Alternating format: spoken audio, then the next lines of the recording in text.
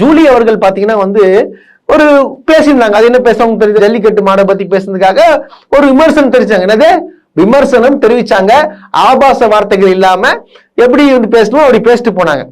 அடுத்த நாள் பாத்தீங்கன்னா அவங்க அசிங்கமாவும் பச்சையாவும் கேட்டு போட்டாங்க. அதுக்கு வந்து எதிர்கருத்து தெரிவிச்சாங்க. என்ன கருத்து வச்சாங்க, நீங்க மிரட்டினாலையோ இல்ல அசிங்கமா திட்டினாலையோ வந்து நான் வந்து வீடியோ டெலீட் பண்ண மாட்டேன் அப்படின்னு சொல்லிட்டு விஜய் என்ன சொன்னாரோ அதே மாதிரி பேசிட்டு போயிட்டாங்க.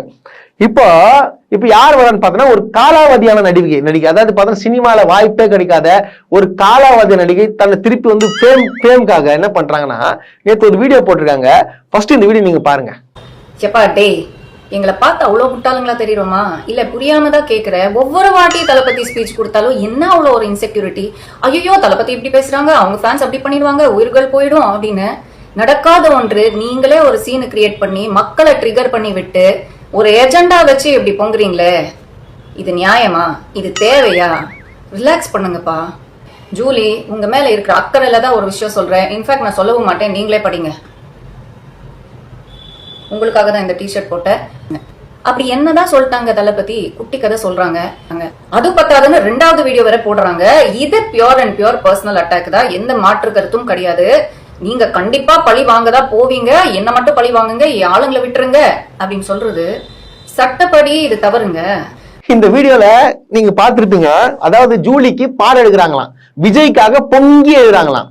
நான் கேட்கிறேன் மிஸ் சனம் செட்டி அவர்களே, நீங்க ஒரு பெண் தானே, அவங்கள அசிங்கமா எவ்வளவு கேவலமா பேசாத வார்த்தைகள்ல வந்து பேசிருக்காங்களே, ஒரு வார்த்தை பத்தி பேசுறது தானே, ஏன் பேச மாட்டீங்க?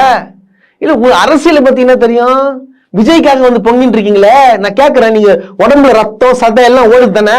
41 பேர் இறந்துக்கிறாங்களே, விஜயால தான் 41 பேர் இறந்துக்கிறாங்க. அதுக்கு எதனா ஒரு குரல் விட்டீங்களா? அதுக்கு குரல் கொடுக்க துப்பு இல்ல. இங்க வந்து பாடம் எடுத்துட்டு இருக்கீங்க. பாடம் ஜூலி சொல்லிட்டாங்களா, இவங்க வந்து திருப்பி பேசுவாங்களா?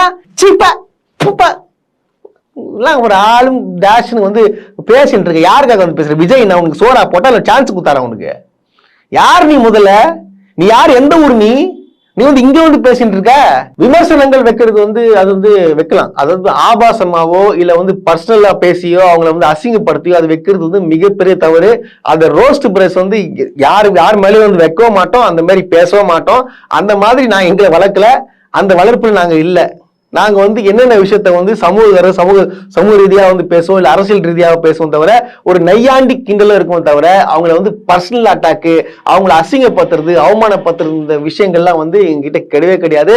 அது இனிமேலும் நடக்காது.